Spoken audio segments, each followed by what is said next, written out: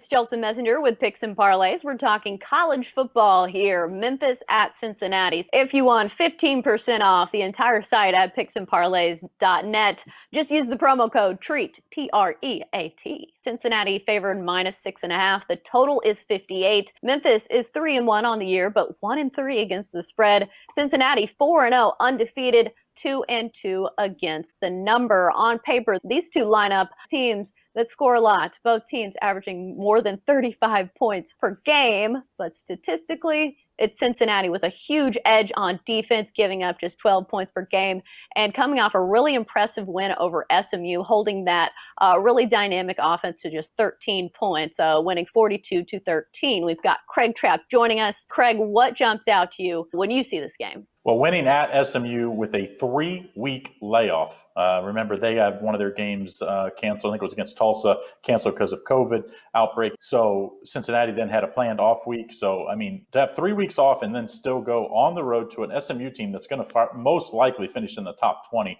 and has already beat this Memphis team, I think it shows you how good Cincinnati is.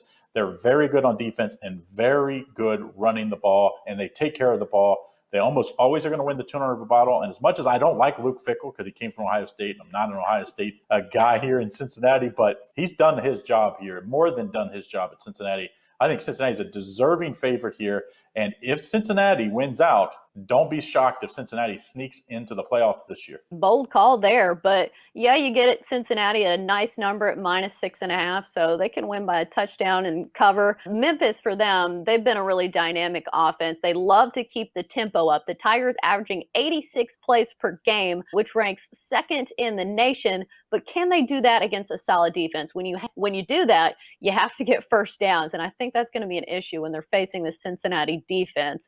Other thoughts when it comes to this one? Well, to me, that's why I end up on Cincinnati minus the points here, because Cincinnati is one of those teams that you won't touch the ball for 8 to 9 minutes. I mean, it's almost like a Navy Army top offense because they can run the ball so successfully and continue to get first down. Then, if you're a quick team like UCF and Memphis that we see in the American Conference, and you go 3 and out, your offenses might be on the field maybe one possession in a whole quarter, and that leads to a lot of turnovers then, or just you trying to force it. And I think Cincinnati gets up early and continues to pour it on with that great run game. And like I said, they win the turnover battle. And Luke Fickell has done that his entire career. Remember, he was defensive coordinator at Ohio State back in the day when they had some great defenses. I think this defense is one of the best in the country. They're not like American-type defenses. This is more like a Big Ten-type defense where they have size and speed, and they really use it. I like Cincinnati minus the points.